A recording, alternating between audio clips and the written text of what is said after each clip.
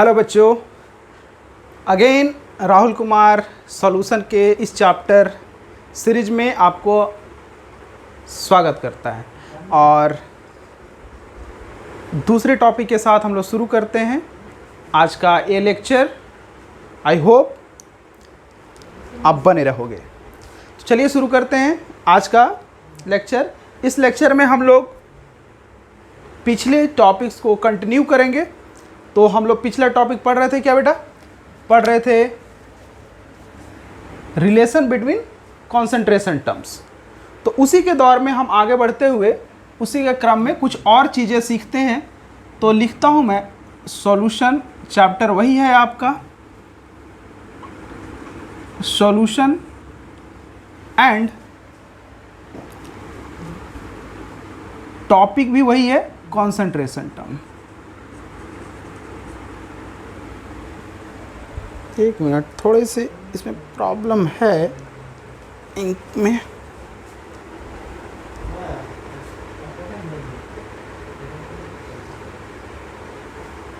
चलिए शुरू करते हैं। अब सही है। कॉन्सेंट्रेशन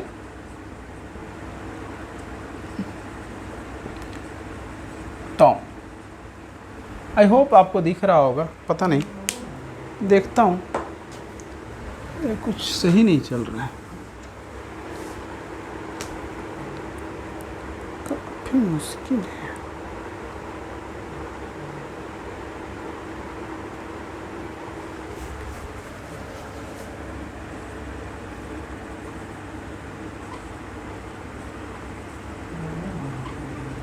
सॉल्यूशन लेक्चर नंबर 5 हो जाएगा आपका।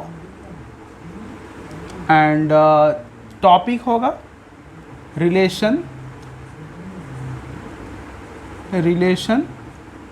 Between concentration term. Relation between concentration terms. तो टॉपिक हमारा वही है ना। तो बहुत सारे कंसंट्रेशन टर्म्स के बीच हमने रिलेशन देखा था, और इसी के दौर में हम लोग एक और कंसंट्रेशन टर्म्स के बीच का रिलेशन देखते हैं, molarity and mole fraction of solute. Mole fraction of solute and molarity. हमने बेटा आपको मोलारिटी एंड मोल फ्रैक्शन के बीच के रिलेशन आपको बता रखे थे, है ना। लास्ट क्लास में हमने डिस्कस करा था, और आज हम लोग डिस्कस करेंगे मोलरिटी एंड मोल फ्रैक्शन को, है ना। लेट मान लेता हूँ कि हमारे पास जो सॉल्यूशन है उसमें सॉल्यूट जो है आपका B है, एंड सॉल्वेंट जो है ना A है, इस तरह से। एंड इसके मोल फ्रैक्शन जो है, मान लेता हूँ इसका मोल फ्रैक्शन लेट, है ना, लेट मोल फ्रैक्शन भी मान लेता हूँ, मोल फ्रैक्शन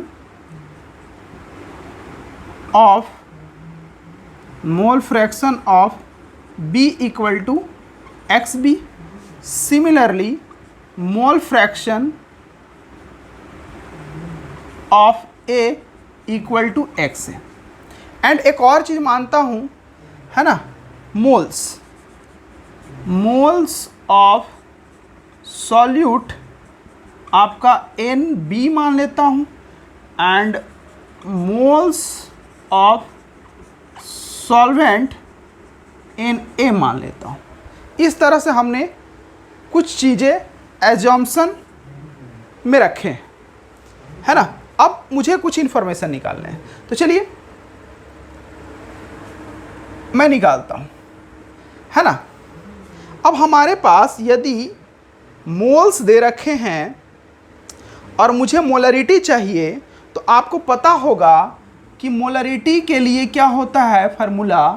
अगर मोलरिटी होता है तो मोल्स ऑफ सॉल्यूट क्या होता है formula, moles of solute divided by volume of solution, ये होता है वो भी लीटर में, ध्यान में रखना, वो भी लीटर में। लेकिन यहाँ पे हमारे पास कुछ भी नहीं है ना, ऐसा कुछ भी नहीं है, वॉल्यूम दे ही नहीं रखा है। तो लेकिन हमें मोल्स ऑफ सॉल्यूट दे रखा है, ये पता है NB, तो मुझे निकालना होगा ये सॉल्यूशन का वॉल्यूम। सॉल्यूशन का वॉल्यूम निकालने के लिए मोल्स दे रखे हैं, है ना।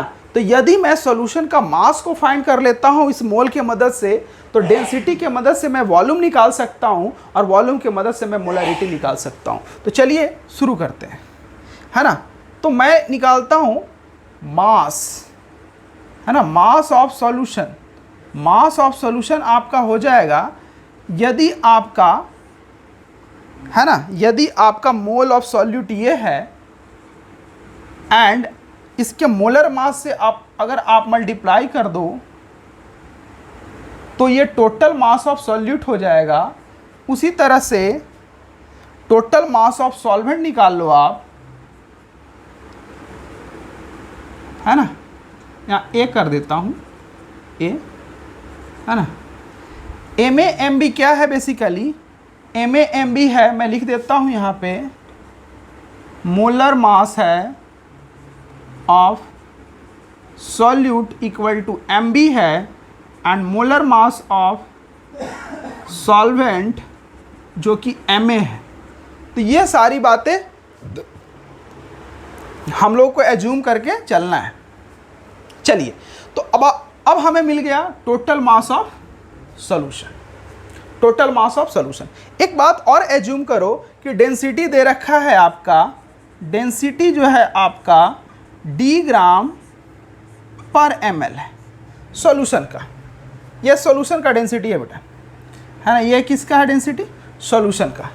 तो यदि डेंसिटी है सॉल्यूशन का तो हम लोग निकाल सकते हैं इस डेंसिटी के मदद से और इस मास के मदद से वॉल्यूम, है ना। तो कैसे निकालेंगे, हमें पता है कि वॉल्यूम इक्वल टू क्या होता है ना, जैसे कि डेंसिटी इक्वल टू क्या होता है, मास बाई वॉल्यूम होता है। तो उसी तरह से वॉल्यूम इक्वल टू क्या हो जाएगा, मास बाई डेंसिटी, है ना, यानी कि मास बाय डेंसिटी। ये वाली फार्मूला यूज कर लेंगे। मास मेरे को पता है, NB into molar mass of solute plus moles of solvent into molar mass of solvent divided by density D। तो मेरे को क्या मिल गया बेटा, वॉल्यूम, है ना, मेरे को मिल गया वॉल्यूम। बट ये वॉल्यूम किस में होगा, ml में होगा। ये वॉल्यूम किस में होगा, ml में होगा। तो मेरे को सारा इंफॉर्मेशन मिल गया बेटा। मोलरिटी निकालने के लिए मेरे को सारा इंफॉर्मेशन मिल गया, मोल्स मिल गए हैं सॉल्यूट के, वॉल्यूम मिल गए हैं सॉल्यूशन के। अब मुझे बस इसमें पुट करना है और रिलेशन मिल जाएगा मेरा। तो आई होप इतना कुछ समझ में आया होगा, तो मैं आगे बढ़ता हूँ। चलिए, थोड़ी सी नीचे वाले चीज़ें आपको दिख नहीं रही होगी।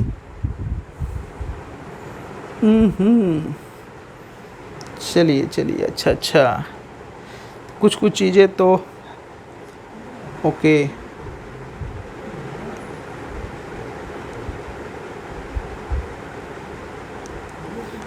थोड़ा सा मैं एडजस्ट कर रहा हूँ। चलिए, अब दिख रहा होगा, है ना, अब दिख रहा होगा। तो आई होप बेटा अब सारा कुछ समझ में आया होगा और ये सब कुछ दिख रहा है आपको, सभी कुछ अच्छे से विजिबल है और प्योर एकदम क्रिस्टल क्लियर हो गया होगा। एकदम स्टेप बाय स्टेप मैंने समझाया है आपको। तो आई होप इतना कुछ समझ में आया होगा। तो जल्दी से स्क्रीनशॉट लो और मैं इसके आगे के स्टेप्स को बताता हूँ जल्दी से। चलिए, हो गया, तो आगे बढ़ते हैं हम लोग। तो आगे बढ़ने से पहले क्या करता हूँ, इसमें पुट करता हूँ सारे वैल्यूज। चलो आ जाते हैं हम लोग पुट करने के लिए। तो मोलरिटी दे रखा है हमारे पास, मोल्स दे रखा है, moles of solute divided by volume of solution, volume of solution NB into molar mass of solute moles of solvent into molar mass of solvent. चलो ये हो गया डिवाइडेड बाई डी, लेकिन ये ml में है तो इसको 1000 से डिवाइड करोगे लीटर में कन्वर्ट हो जाएगा। अब ये बन गया बेटा क्या, मोलरिटी। अब चलो इसको ऊपर भेज दो, है ना। अब इसको ऊपर भेज दो, इसको ऊपर भेज दो, यानी कि आप लिख सकते हो NB into D into 1000 divided by NB into molar mass of solute plus moles of solvent into molar mass of solvent. B यहाँ पे करो बेटा इस तरह से। तो ये रही आपका मोलरिटी। लेकिन अभी भी जो आपको चाहिए वो नहीं मिला है, अभी भी जो आपको चाहिए वो नहीं मिला है। आपको चाहिए मोल फ्रैक्शन में रिलेशन, बट यहाँ पे मोल्स में रिलेशन मिल गए हैं आपको, है ना। मोल्स के टर्म में रिलेशन मिल गए हैं मोलरिटी का, है ना। ये नहीं चाहिए आपको, आपको चाहिए मोल फ्रैक्शन के टर्म्स में मोलरिटी का रिलेशन। अरे चलो भाई, मोलरिटी तो ये मोल्स पता है तो हम तो मोल फ्रैक्शन निकाल ही सकते हैं ना, है ना। मोल को टोटल मोल से डिवाइड कर दो, तो चलो डिवाइड करते हैं, है ना। ऊपर नीचे डिवाइड करो, यानी कि NB divided by Na plus NB करेंगे, और ये जैसा है वैसा ही रख देंगे इसको, इसमें कोई छेड़छाड़ नहीं करेंगे। और नीचे वाले में भी NB divided by Na plus NB into molar mass of solute, उसी तरह से Na divided by NB plus Na, है ना। ऊपर डिवाइड किया तो नीचे भी डिवाइड करेंगे ना, नहीं तो प्रॉब्लम हो जाएगी, ठीक है। यानी कि यहाँ पे Ma लिख देंगे। तो चलिए बात आपके पास प्रत्यक्ष है ना। इसको आप कन्वर्ट कर लो। ये क्या, ये सब क्या है, क्या है ये सब, मोल फ्रैक्शन है। ये अगर B आपका सॉल्यूट है तो मैं इधर मिटाता हूँ, इधर मैं मिटा देता हूँ। तो मिटाने के बाद मैं लिखूँगा ये क्या बेटा, molarity equal to this is mole fraction of solute, mole fraction of B into D into 1000, ऐसा कर देंगे। नीचे नीचे आ जाते हैं, ये mole fraction of B into molar mass of B plus ये mole fraction of A into molar mass of A। कोई दिक्कत है बेटा, नहीं होना चाहिए दिक्कत। एकदम से मैं क्रिस्टल क्लियर बताया हूँ, एकदम से दिक्कत नहीं होनी चाहिए बेटा। चलिए तो देखो कितना सुंदर सा रिलेशन आ गया, आ गया ना बेटा। देखो कितना बढ़िया सा रिलेशन आ गया।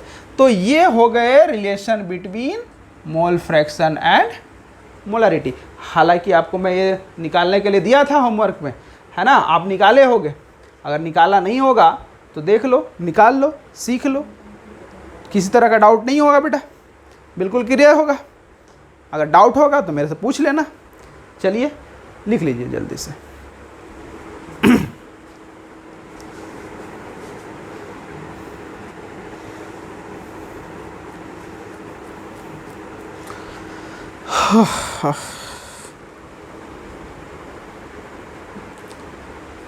तो ये आपको मैंने मोल फ्रैक्शन एंड मोलरिटी के रिलेशन बता दिए।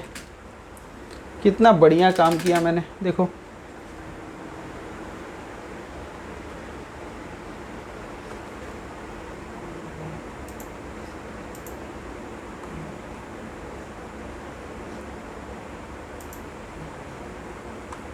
ओ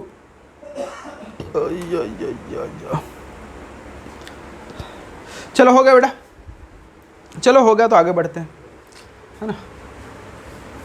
कोई दिक्कत नहीं है बेटा।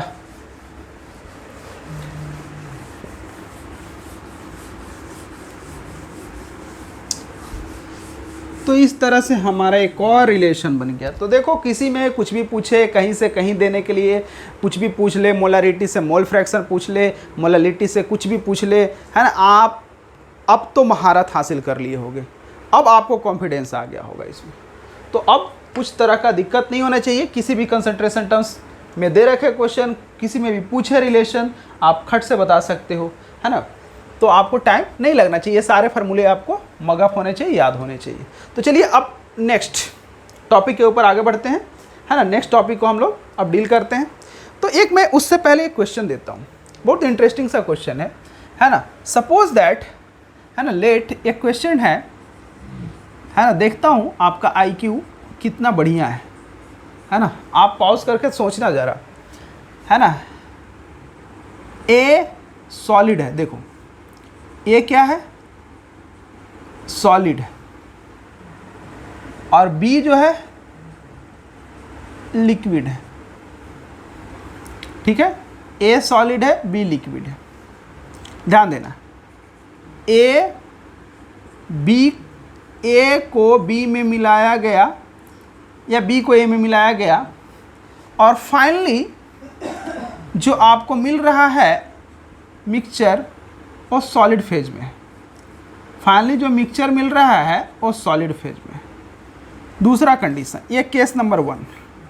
केस नंबर 2, ए को बी में मिलाया गया, अभी जो है फाइनली जो मिक्सचर मिला है वो लिक्विड फेज में है। देन आपको बताने हैं कि पहले वाले केस में सॉल्यूट कौन है एंड सॉल्वेंट कौन है, दूसरे वाला केस में सॉल्यूट कौन है एंड सॉल्वेंट कौन है। ये क्वेश्चन है बेटा, ये बताने हैं आप। तो जल्दी से वीडियो को पॉज करो थोड़ा और ये देखो और इस क्वेश्चन के बारे में थोड़ा सा दिमाग लगाओ। चलिए थोड़ा सा सोचिए, फिर मैं बताता हूँ।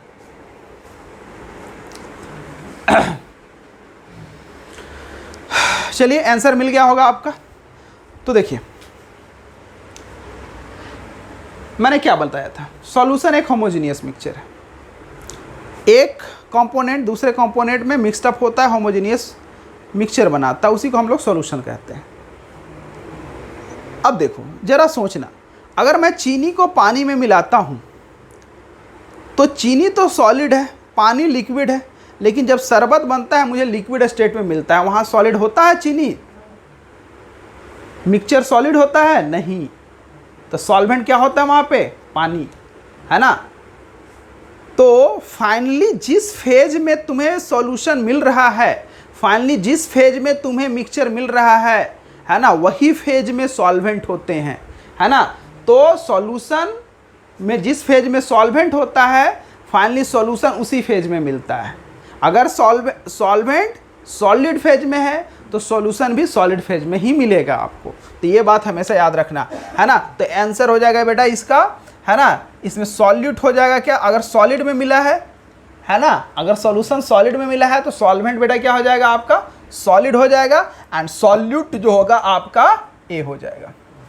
अरे यार नहीं भाई, क्या होगा यहाँ पे? सॉलिड ए है ना, तो ये, क्योंकि फाइनली मिक्सचर जो मिला है आपको क्या है? मिक्सचर यानी कि सॉल्यूशन जो मिला है सॉलिड है। तो सॉलिड में कौन है भाई? सॉलिड में ये ए है, तो सॉल्वेंट क्या हो गया? ए, एंड सॉल्यूट क्या हो गया? बी। उसी तरह से यहाँ पे मिक्सचर मिला है बेटा लिक्विड में, है ना, तो लिक्विड क्या है? बी है, तो सॉल्वेंट हो गया बी एंड सॉल्यूट हो गया ए। तो इस तरह से बेटा इस तरह के क्वेश्चन को करेंगे। आई होप ये समझ में आया होगा। चलिए दूसरा क्वेश्चन बड़ा ही इंटरेस्टिंग क्वेश्चन है। अगर मैं एक क्वेश्चन पूछूं, है ना, कि अगर कोई एक्वस सॉल्यूशन है बेटा 1 मोलर एंड 1 मोलर, बड़ा बढ़िया क्वेश्चन है। अब मैं पूछता हूं कि 1 मोलर एंड 1 मोलर में कॉन्सेंट्रेशन किसका ज़्यादा है? Which one is more concentrated, 1 molar और 1 मोलर? एक्वस सॉल्यूशन है, ध्यान रखना, एक्वस सॉल्यूशन है। तो इसमें मैं पूछता हूँ कि 1 मोलर और 1 मोलर में कौन सा ज़्यादा कॉन्सेंट्रेटेड है। कॉन्सेंट्रेटेड का मतलब क्या होता है बेटा, कॉन्सेंट्रेटेड मतलब कॉन्सेंट्रेशन जिसका ज़्यादा होगा। और कॉन्सेंट्रेशन को दिखाने के बहुत सारे तरीके होते हैं, आपने इतने सारे कॉन्सेंट्रेशन टर्म सीखे हैं, है ना, दीज ऑल आर कॉन्सेंट्रेशंस, है ना, ये तरीके होते हैं। तो यही पूछा गया है कि इसमें से कौन ज़्यादा होगा, है ना, 1 मोलर या 1 मोलर, किसका कॉन्सेंट्रेशन ज़्यादा होगा। तो ये आपको इस तरह से सोचना होगा, एक जैसे कि किसी भी चीज़ का कंपैरिजन तब किया जाता है जब उसके सारे पैरामीटर्स को एक कर दें, है ना, तो एक तरह से लाकर उन्हें सोचो कि किसका ज़्यादा होगा, है ना, तब आपको पता चलेगा कि कौन ज़्यादा कॉन्सेंट्रेटेड है। तो ज़रा वीडियो को पॉज करना और आप इसको भी सोचना और बताना कि कौन ज़्यादा है।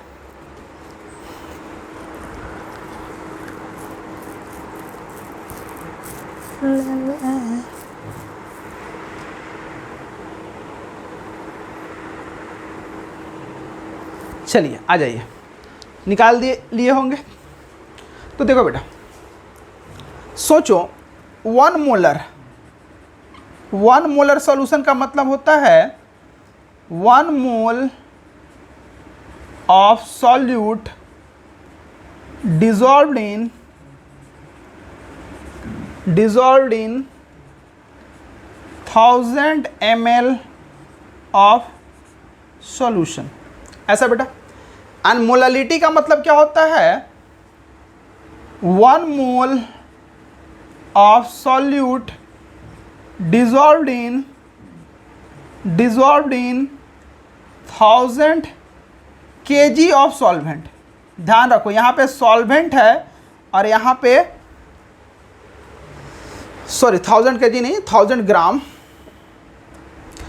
Gram of solvent. तो यहाँ पे बेटा सॉल्यूशन है और यहाँ पे सॉल्वेंट है, दोनों अलग अलग चीज़ें हैं। अब ऐसा कुछ करो, ऊपर तो दोनों सेम है, मोल्स ऑफ सॉल्यूट है, कोई दिक्कत नहीं, बट नीचे अलग है, यहाँ सॉल्यूशन है और यहाँ सॉल्वेंट है। ऐसा काम करना है आपको, ऐसे सोचो कि यहाँ भी सॉल्यूट हो और यहाँ भी सॉल्वेंट हो और यहाँ भी सॉल्वेंट हो। तो चलो यहाँ तो सॉल्वेंट है, बट 100 ml ऑफ सॉल्यूशन में सॉल्यूट भी मिला है एंड सॉल्वेंट भी मिला है। और यदि ये एक्वस सॉल्यूशन है और अप्रॉक्सीमेटली मान लेते हैं, है ना, डेंसिटी ऑफ सॉल्यूशन जो है ना, डेंसिटी ऑफ सॉल्यूशन यदि 1 ग्राम पर ml होता है, एक्वस मतलब एक्वस सॉल्यूशन है तो उसका डेंसिटी अप्रॉक्सीमेटली 1 ग्राम पर ml मान लेता हूँ, मतलब ऐसा, है ना, वाटर का डेंसिटी जो होता है। तो इसका जो मास होगा, मास ऑफ सॉल्यूशन कितना हो जाएगा बेटा, मास ऑफ सॉल्यूशन जो हो जाएगा 1000 ग्राम हो जाएगा। मास ऑफ सॉल्यूशन कितना हो जाएगा 1000 ग्राम, है ना, यदि डेंसिटी हमने 1 ग्राम पर ml माना तो, है ना। Aqueous solution very dilute solution का केस एज्यूम करते हैं, लगभग मान लेते हैं कि पूरा 1 मोलर है, मतलब बहुत ही ज़्यादा डाइल्यूट है, बहुत ज़्यादा डाइल्यूट है, तो कंसनट्रेटेड उतना नहीं है, तो लगभग मैंने मान लिया कि 1 ग्राम पर ml उसका, है ना, उसका डेंसिटी है। तो इस तरह से मान लिया एक्वस सॉल्यूशन का, है ना, जो वाटर का डेंसिटी होता है, तो लगभग इतना ग्राम आ गया सॉल्यूशन का वजन। बट इस वजन में, ये सॉल्यूशन का वजन है, इस वजन में सॉल्यूट भी मिला है एंड सॉल्वेंट भी मिला है। इस वजन में सॉल्यूट भी मिला है एंड सॉल्वेंट भी मिला है, बट इस वजन में केवल और केवल क्या है बेटा, सॉल्वेंट है। तो इस यहाँ जो सॉल्वेंट होगा क्या 1000 से ज़्यादा होगा या कम होगा, तो ऑब्वियसली 1000 से कम होगा। तो अगर मोल बाय सॉल्वेंट करे तो इसमें 1/1000 आएगा और इसमें मोल बाय सॉल्वेंट करे तो ये 1000 से कम आएगा, 1000 से कम आएगा। तो जब ये 1000 से कम आएगा तो ये डिवीज़न क्या होगा, 1 से वहाँ भी डिवाइड कर रहे हैं और 1 को यहाँ भी डिवाइड कर रहे हैं, बट 1 को 1000 से डिवाइड कर रहे हैं और यहाँ पे 1 को 1000 से कम से डिवाइड कर रहे हैं। तो छोटे वैल्यू से डिवीजन करेंगे तो क्या आएगा वैल्यू, फाइनल वैल्यू क्या आएगा। जैसे एज्यूम करो अगर 1 डिवाइडेड बाई 999 से भी डिवाइड करते हो और यहाँ 1 डिवाइडेड बाई 1000 से डिवाइड करते हो, तो ऑब्वियसली ये वाला वैल्यू क्या आएगा, छोटा आएगा, और ये वाला वैल्यू क्या आएगा, बड़ा आएगा। तो इसका मतलब हुआ कि molarity is more concentrated than molality, क्योंकि जो ज़्यादा वैल्यू आएगा, है ना, जो रेशियो ज़्यादा आएगा वही बेसिकली क्या है, कंसनट्रेटेड है। है ना। तो इस वजह से molar 1 molar solution is more concentrated than 1 molar solution. तो ये 2 क्वेश्चन बड़ी ही इंटरेस्टिंग क्वेश्चन है। हालांकि इस तरह के क्वेश्चंस अक्सर नहीं मिलते हैं, लेकिन घुमा सकता है दिमाग, कहीं कहीं मिल जाएगा आपको। तो आई होप ये समझ में आया होगा। तो हम लोग आगे बढ़ते हैं।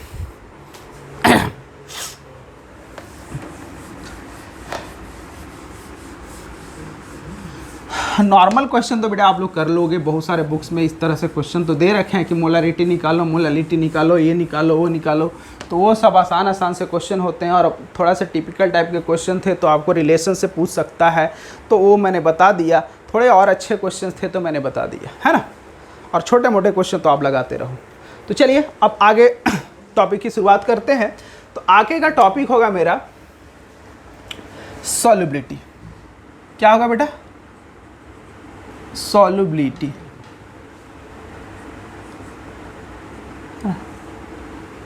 सॉल्युबिलिटी। अच्छा, इससे पहले एक और चीज़ की बात कर लेते हैं हम लोग, स्ट्रेंथ की बात कर लेते हैं, है ना। ये एक और छोटी सी चीज़ है, स्ट्रेंथ ऑफ सॉल्यूशन। कहीं कहीं क्वेश्चन मिलता है, स्ट्रेंथ ऑफ सॉल्यूशन। तो स्ट्रेंथ ऑफ सॉल्यूशन क्या होता है बेटा? होता है यहाँ पे नंबर ऑफ ग्राम्स ऑफ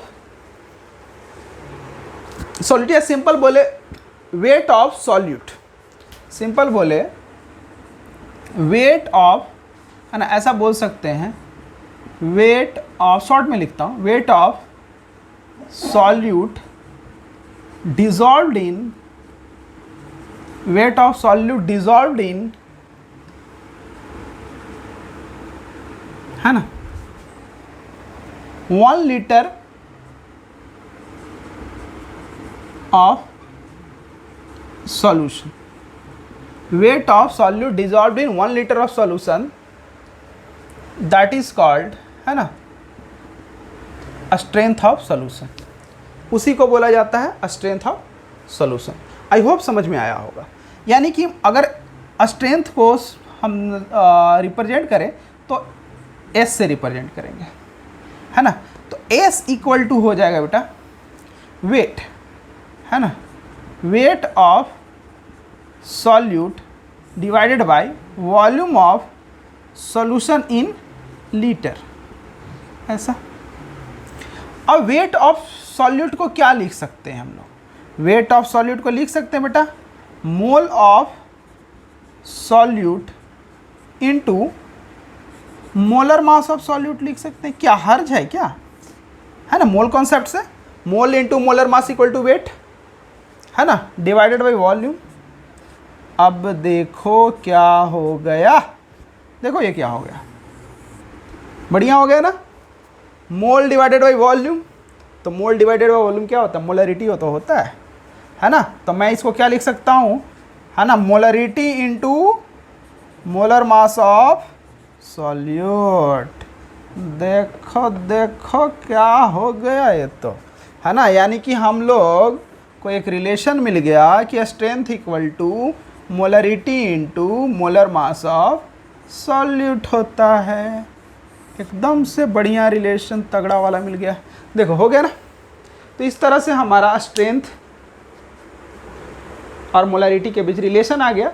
तो स्ट्रेंथ और मोलरिटी सेम चीज़ नहीं होते हैं, है ना। कहीं कहीं इस तरह से डिफाइन होता है स्ट्रेंथ को। तो स्ट्रेंथ जब पूछे तो आप wait of solute dissolve in litre of solution निकालना, या फिर मोलरिटी को मोलर मास ऑफ सॉल्यूट से मल्टीप्लाई कर देना, स्ट्रेंथ आ जाएगा। तो आई होप ये समझ में आया होगा। तो नोट डाउन करो जल्दी से।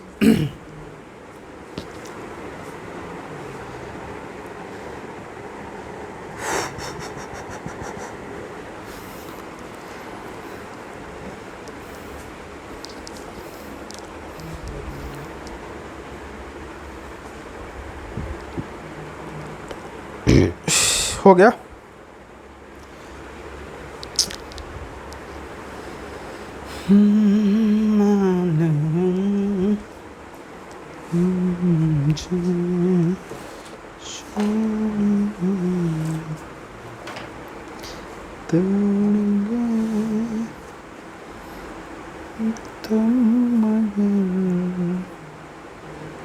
तेरा साथ न छोड़ेंगे।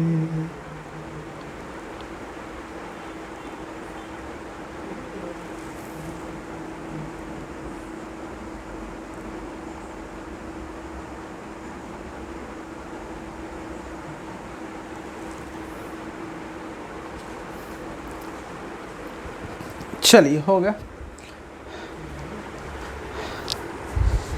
तो अब हम लोग आते हैं सॉल्युबिलिटी के ऊपर।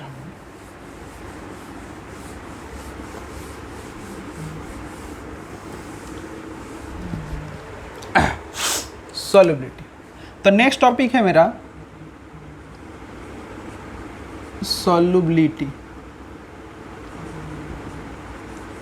ये है मेरा नेक्स्ट टॉपिक, सॉल्युबिलिटी। अब ये बात क्या है, सॉल्युबिलिटी होता क्या है आखिर, व्हाट इज दिस सॉल्युबिलिटी, है ना, ये किस चिड़िया का नाम है, सॉल्युबिलिटी। तो देखो, ये basically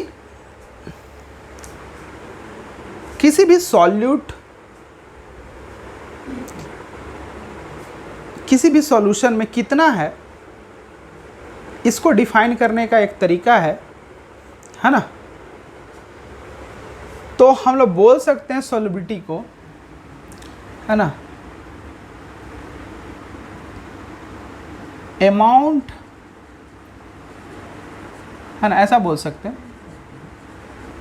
amount of solute in gram, amount of solute in gram which dissolved in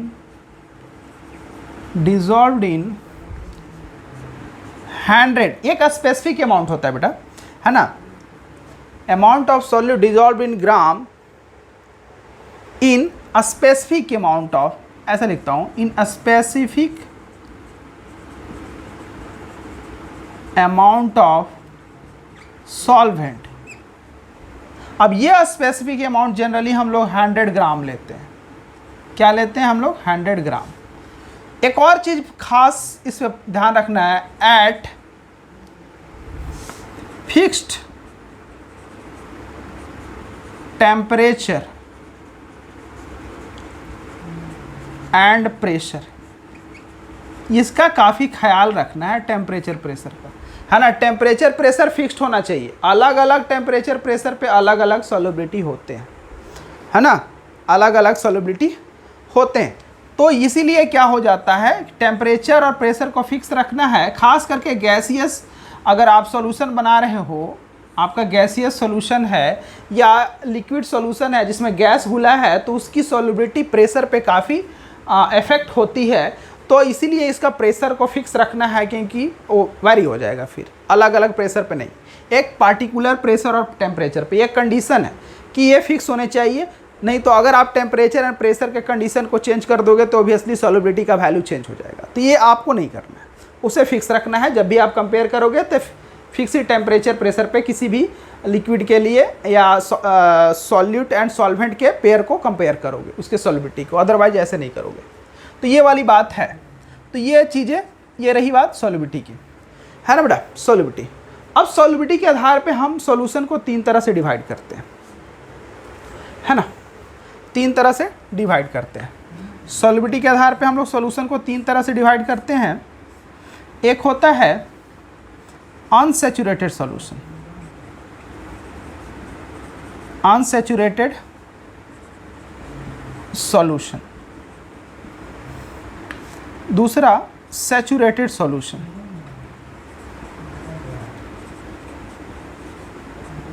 और तीसरा सुपर सैचुरेटेड सॉल्यूशन।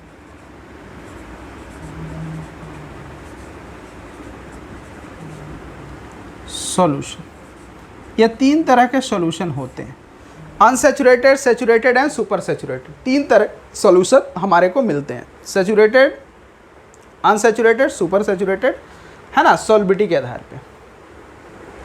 देखो, अगर कोई सॉल्यूशन है, किसी सॉल्यूट एंड सॉल्वेंट पेयर के साथ कोई सॉल्यूशन बनाया गया है, तो वो सैचुरेटेड हो सकता है, अनसैचुरेटेड हो सकता है, सुपर सैचुरेटेड हो सकता है, डिपेंडिंग अपॉन सॉल्युबिलिटी, है ना। किसी भी सॉल्यूशन में ध्यान देना, किसी भी सॉल्यूशन में अगर सॉल्यूट का डिसॉल्विंग कैपेसिटी, है ना, डिसॉल्व होने का प्रोसेस जारी है, वो घुल सकता है, कैपेसिटी है उसके अंदर, घुलने की क्षमता है। सॉल्यूट को सॉल्वेंट के अंदर घुलने की क्षमता है, मतलब सॉल्वेंट और ज़्यादा सॉल्यूट घुला सकता है अपने अंदर किसी पार्टिकुलर टेम्परेचर पे, तो उसे बोलते हैं हम लोग अनसैचुरेटेड सॉल्यूशन।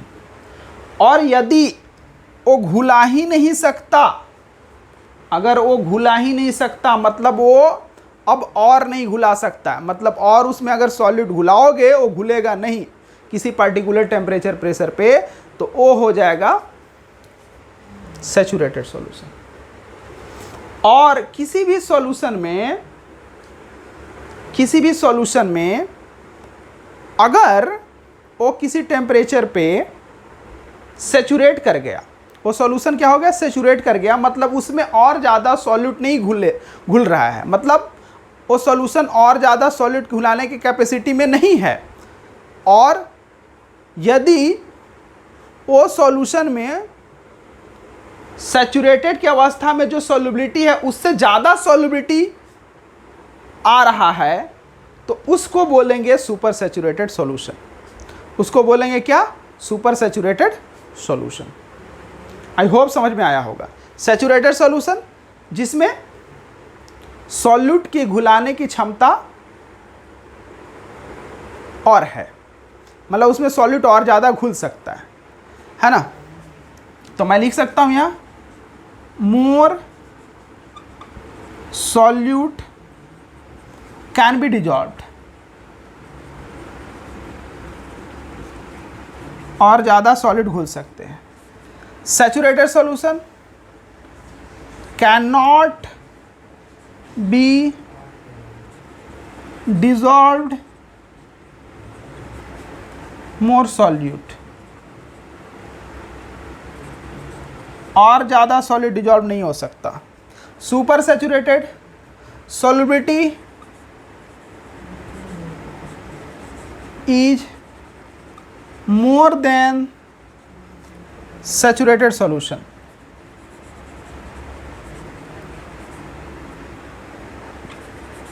है ना, सैचुरेटेड सॉल्यूशन का जो सॉल्युबिलिटी है उससे कहीं ज़्यादा सॉल्युबिलिटी हो जाए तो उसे हम लोग बोलते हैं सुपर सैचुरेटेड सॉल्यूशन। अदरवाइज अगर घुल ही नहीं रहा है किसी, देखो ये सभी पार्टिकुलर टेम्परेचर पे होंगे। अब ये वाली बात अजीब सी हजम नहीं हो रही है, नीचे वाली ना, ये वाली नीचे वाली बात हजम नहीं हो रही कि सर ये अजीब सी बात है ना कि यहाँ पे सर घुल ही नहीं रहा है, इससे ज़्यादा घुल ही नहीं रहा है, तो फिर इससे ज़्यादा कैसे घुल सकता है और इससे ज़्यादा कैसे सॉल्युबिलिटी हो सकता है, फिर तो ये अजीब सी बात हो गई, है ना।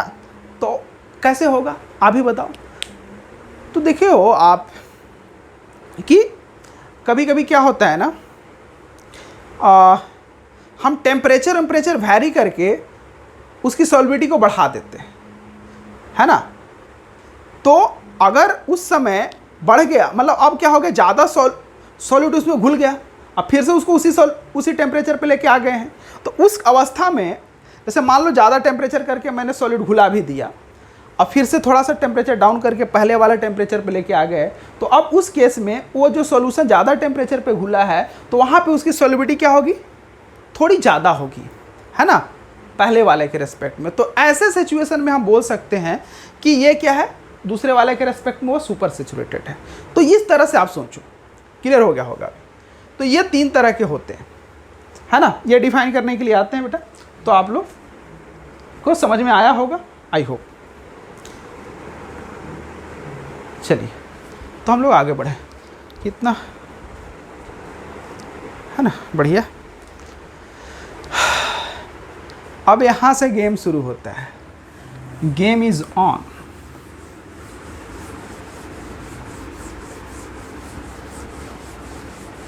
ये तो देखिए,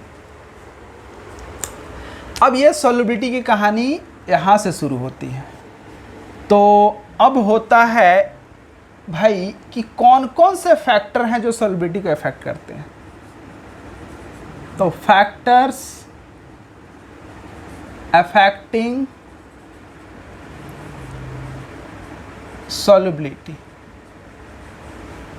फैक्टर्स अफेक्टिंग सॉल्युबिलिटी, आया समझ में? फैक्टर्स अफेक्टिंग सॉल्युबिलिटी, कौन कौन से फैक्टर्स हैं जो सॉल्युबिलिटी को अफेक्ट करेंगे। चलिए, तो सबसे पहला फैक्टर जो आएगा आपका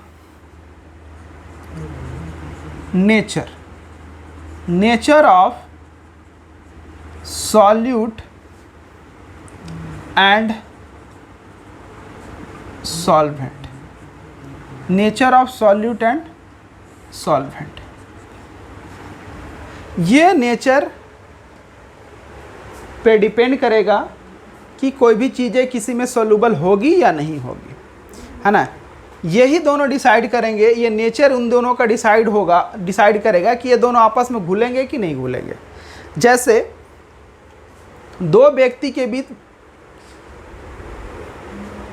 है ना, मित्रता होगी या नहीं, ये इस बात पे निर्भर करता है कि वो दो इंसान कैसे हैं, है ना।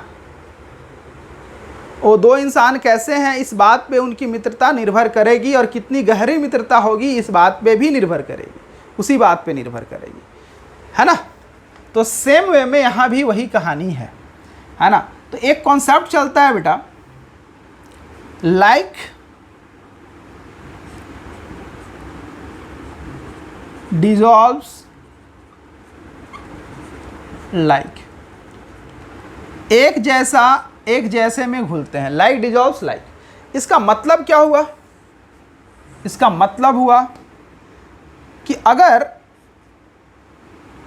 सॉल्यूट एंड सॉल्वेंट का नेचर सेम है तभी आप एक दूसरे में घुला सकते हैं। मतलब अगर सॉल्यूट पोलर हुआ तो पोलर सॉल्वेंट में ही घुलेगा। इसका मतलब हुआ polar solute dissolves in polar solvent, polar solvent. दूसरी बात, non polar solute dissolves in non polar solvent.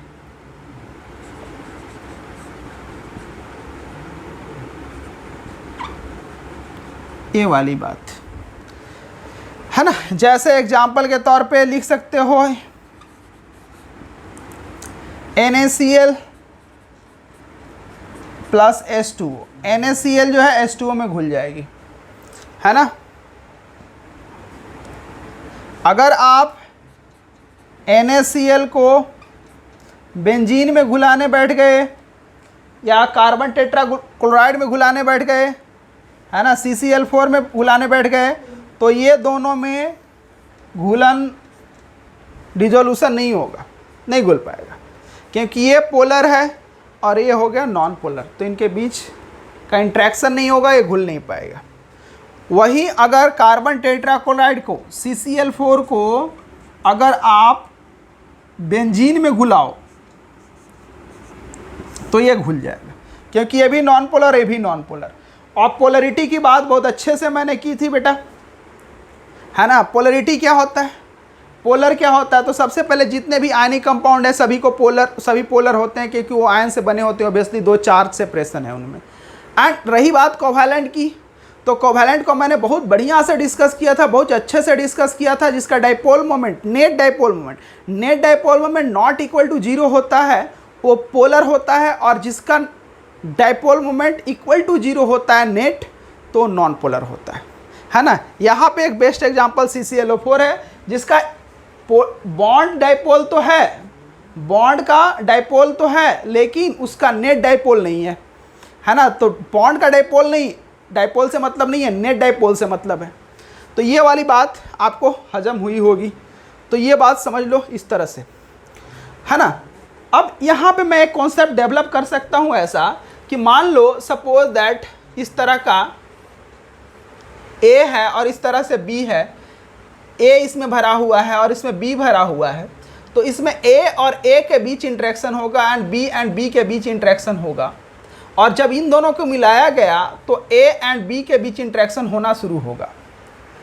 तो मैं इस इंटरेक्शन को ए में जो इंटरेक्शन हो रहा है और बी में जो इंटरेक्शन हो रहा है, मैं इसको इंटरेक्शन एनर्जी से रिप्रेजेंट कर सकता हूँ EAA, एंड इसको मैं रिप्रेजेंट कर सकता हूँ EBB इस तरह से, एंड इस इंटरेक्शन एनर्जी को रिप्रेजेंट कर सकते हैं EAB, है ना। क्लियर है? आ गए समझ में, है ना।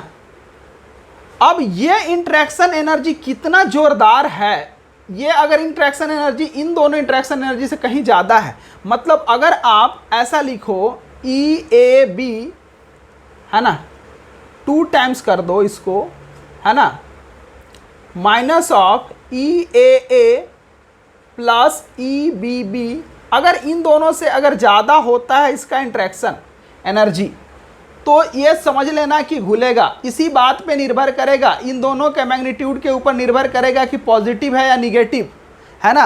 अगर इंटरेक्शन एनर्जी ज़्यादा हुआ ये दोनों का, तो ऑब्वियसली वाला वैल्यू पॉजिटिव आएगा और ये घुलेगा। तो इस बात पे निर्भर करेगा कि ये घुलेगा या नहीं, है ना।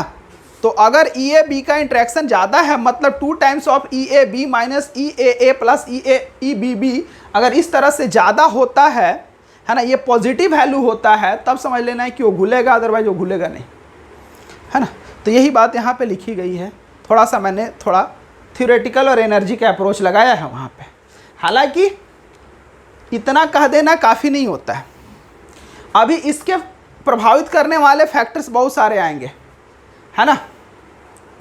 नेचर तो है ही, साथ साथ में टेम्परेचर भी होता है ना, उसके साथ साथ में हाइड्रेशन भी होता है, उसके साथ साथ में आपका, है ना, लैटिस एनर्जी भी होता है, उसके साथ साथ में टेम्परेचर भी होता है, उसके साथ साथ में इंट्रॉपी का चेंज होता है ना। तो डिसोल्यूशन प्रोसेस का जो इंथैल्पी होता है, दे कैन डिसाइड, है ना, the process will the dissolution will occur और नॉट।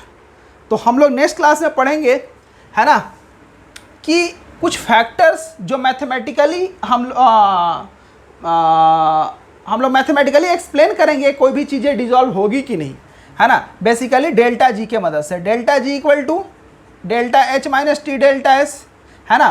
तो डेल्टा जी ऑफ डिजोल्यूशन निकालेंगे, डेल्टा H ऑफ डिजोल्यूशन निकालेंगे और डेल्टा S ऑफ डिजोल्यूशन निकालेंगे, और इनके सहारे देखेंगे कि कोई भी सॉल्यूट किसी सॉल्वेंट में डिजॉल्व होगा या नहीं। खास करके एक्वस की बात करेंगे, क्योंकि मोस्ट ऑफ टाइम हमें एक्वस सॉल्यूशन के बारे में डील करना होता है, तो एक्वस के बारे में पढ़ेंगे। और अक्सर ये क्वेश्चन मिलते हैं, इनऑर्गेनिक में भी मिलते हैं, ऑर्गेनिक में भी मिलते हैं, इवन सॉल्यूशन में भी मिल सकते हैं, जो थ्योरेटिकल टाइप क्वेश्चन बनेंगे अगर न्यूमेरिकल नहीं बनता है तो, और इसमें बच्चे काफ़ी मार कर जाते हैं। तो इस टॉपिक के बारे में हम लोग अगले क्लास में डिस्कस करेंगे बेटा, है ना। आज के लिए इतना ही रखते हैं, है ना, मिलते हैं अगले क्लास में। आई होप आपका सेशन आज का आई होप ये सेशन आपको अच्छा लगा होगा।